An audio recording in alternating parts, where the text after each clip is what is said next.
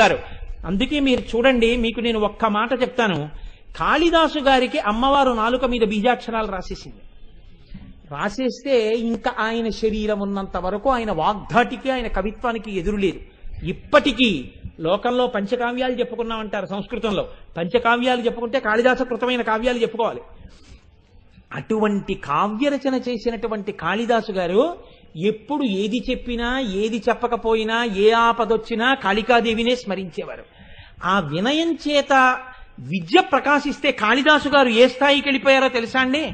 దీని మీద ఒక మాట చెప్తారు. పూర్వకాలంలో పండితులందరూ సభ చేశారట. గొప్ప కవుల పేర్లు చెప్పండి అన్నట్ట. అంటే మొట్టమొదటి ఇలా చిటికిన వేలు మూశారట. మూసి అన్నారట, పురాకవీనాం గణనా ప్రసంగే కనిష్ఠికాధిష్ఠిత కాళిదాస అద్యాపి తత్తల్య కవేరభావాత్ అనామికా సర్ధవతీ బభూవ. చిటికిన వేలు ఇలా మూసి కాళిదాసు అన్నారట. రెండెవరు? ఇక ఎవరు కనపడలేదు. అంతే, కాళిదాసు అని అయిపోయింది. ఇంకా రెండో పేరు చెప్పడానికి, ఈ వేలుతో చెప్పడానికి ఎవరు లేరు. ఈ వేలుతో చెప్పడానికి ఇంకెవరు లేరు కాబట్టి ఈ వేలుకి అనామిక అని పేరు వచ్చింది. లేకపోతే ఈ పేరుకి అనామిక అని పేరు లేదు. అంగన్యాసకరన్యాసాలు చేస్తే అంగుష్టాభ్యాన్ నమః, తర్జనీభ్యాన్ నమః, మధ్యమాభ్యాన్ నమః, అనామికాభ్యాన్ నమః, కనిష్ఠికాభ్యాన్ నమః అంటాం. అనామిక అంటే పేరు లేనిది. పేరు లేకపోవడం ఏమిటి?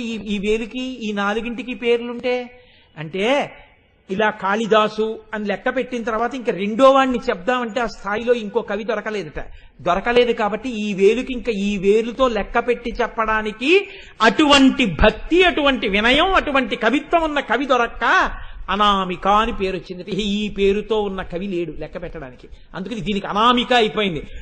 లోకంలో ఉన్న వాళ్ళ వేళ్లల్లో చిటికిన వేలు పక్కనున్న ప్రతి వేలుని అనామిక చెయ్యగలిగినంత వినయం ఉన్నవాడు కాళిదాసు. అటువంటి వినయంతో లోకుల యొక్క వేలుని అనామిక చెయ్యగలిగితే, నువ్వు అమ్మవారి ముందు వినయంతో నిలబడగలిగితే ఎటువంటి స్థితిని పొందుతావు? ఆ వినయం నేర్చుకో. కాబట్టి ఆ వినయం లేకపోతే నీవు లోకంలో సాధించేది ఏదీ ఉండదు. ఆ విద్యా దదాతి వినయం. అందుకే మన వాళ్ళు మాట అంటారు, విద్యానామనరస్య రూపమధికం ప్రచ్ఛన్న గుప్తం ధనం విద్యా భోగకరీ యశస్సుభకరీ విద్యా గురూణాం గురు విద్యా బంధుజనో విదేశగమనే విద్యా పరాదేవత విద్యా రాజ్యసు పూజ్యతే నహిధనం విద్యా విహీన పశు. ఎవరు ఆ విద్యని, ఆ వినయాన్ని కలిపి పుచ్చుకుంటాడో, ఆ వినయంతో ఉంటాడో వాడు యశో శరీరుడవుతాడు, కీర్తి శరీరంతో బతుకుతాడు. వాడు చిట్ట చివరికి ఏ స్థాయిని పొందుతాడు? ఈ మంగళవాక్యంతో ఇవాల్టి నా ఉపన్యాసాన్ని పూర్తి చేస్తాను. జయంతితే సుకృతినో రససిద్ధా కవీశ్వరా నాస్తి తేషాం యశక్కాయే జరామరణ జయం భయం. మహానుభావులైనటువంటి వాళ్ళు ఉన్నారు. వాళ్ళు జయంతితే సుకృతినో రససిద్ధా కవీశ్వరా అపారే కావ్య సంసారే కవిరేవ ప్రజాపతి యథాస్మై రోచతే విశ్వం తథైతత్ పరివర్తతే. మహానుభావులైనటువంటి కవులు వాళ్ళకి ఎలా ఆలోచన వచ్చిందో అలా కావ్యాలన్నింటినీ మార్చి రాయగలరు. వాళ్ళు కావ్య సృష్టి చెయ్యగలరు. వాళ్ళు వేరొక బ్రహ్మ. అంతటి శక్తి ఎక్కడి నుంచి వచ్చింది? పాత్ర ఎంత పెద్దదైతే అన్ని నీళ్లు పడుతుంది. పాత్రత దేని వలన పెరుగుతుంది? వినయము చేత పెరుగుతుంది. ఎంత వినయం ఉంటే అంత పాత్రత, ఎంత పాత్రత ఉందో అమ్మవారి అనుగ్రహం అంత పడుతుంది అందులోకి. ఎంత పడిందో అంత గొప్పవాడవుతాడు. ఎంత గొప్పవాడయ్యాడో అంత యశో శరీరుడవుతాడు. ఈ శరీరం ఒకనాడు పడిపోవచ్చు, కానీ ఆయన నడిచిన నడక, ఆయన చెప్పిన మాట, ఆయన పొందిన సార్థకత, ఆయన ఉద్ధరించిన ఉద్ధరణ లోకంలో శాశ్వతంగా అలాగే నిలబడిపోతాయి. అలా నిలబడిపోయిన వాడెవడో వాడు వినయముతో బతికినవాడు. వాడు జయంతితే సుకృతినో రససిద్ధా కవీశ్వరా నాస్తి తేషాం యశక్కాయే జరామరణజం భయం.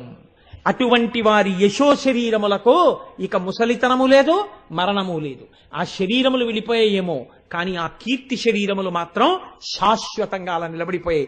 కారే రాజులు రాజ్యములు గెలువరే గర్భోన్నతిం పొందరే వారేరి సిరి మూట కట్టుకొని పోవంజాలిరే భూమిపై పేరైనం కలదే శిబి ప్రముఖులున్ ప్రీతిన్ యశక్కాములై ఈరే కోర్కెలు వరలం తలపరే ఈ కలమున్ భార్గవ. దేనికి అహంకరిస్తావు? తల్లి కడుపున నుండి వచ్చిన నాడు ఒంటి మీద బట్టలేదు. ఎవడైనా అమ్మ కడుపులోంచి బయటకు వచ్చినప్పుడు, మన మా గురువు గారి దర్శనానికి మేమందరం వెళ్ళినప్పుడు మా గురువు గారు చెప్తున్నారు, ఉదయన ఆయన ఈ లోకంలోకి వచ్చినప్పుడు మొలతాడు కూడా లేదురా అన్నారు మా గురువు గారు. తల్లి గర్భము నుండి ధనము తేడెవ్వడు వెళ్ళిపోయడి నాడు వెంటరాదు లక్షాధికారైన లవణమన్నమే కాని వెరుగు బంగారంబు మింగబోడు పొందుగా మరుగైన విత్తమార్జన చేసి విర్రవీగుటె కాని కూడపెట్టిన సొమ్ము కుడువలేడు పొందుగా మరుగైన భూమి లోపల పెట్టి దాన ధర్మము లేక దాచి దాచి తుదకు దొంగల కిత్తురో దొరలకౌనో తేనె జుంటీగలియవా తెరువరులకో భూషణ వికాస శ్రీధర్మ పురనివాస దుష్ట సంహార నరసింహ దురిత దూర. అందుకే పెద్దలైన వాళ్ళు కోరుకున్నది ఏమైనా ఉంటే లోకంలో ఒక్కటే, ఈశ్వరా నాకు వినయాన్ని ఇయ్యి, ఈశ్వరా నాకు నీ నామం ఇయ్యి చాలు. నీ పద్యావళు లాలకించు చెవులున్ నిన్నాడు వాక్యంబులన్ నీ పేరన్ పనిచేయు హస్త యుగమున్ నీ మూర్తిపై చూపులున్ నీ పాదంబుల పొంత మృక్కు శిరముల్ నీ సేవపై చిత్తముల్ నీపై బుద్ధులు మాకు నిమ్ము కరుణన్ నీ రజపత్రేక్షణ అని అంటారు పోతన గారు. నీపాద కమల సేవయు నీపాదార్చకులతోడి నెయ్యము నితాంతాపారభుతదయయు తాపసమందార నాకు దయసేయగదే. కాబట్టి ఆ వినయము చేత సరస్వతీదేవి ఇప్పటికీ లోకానికంతటికీ జ్ఞానం ఇచ్చేదిగా నిలబడింది.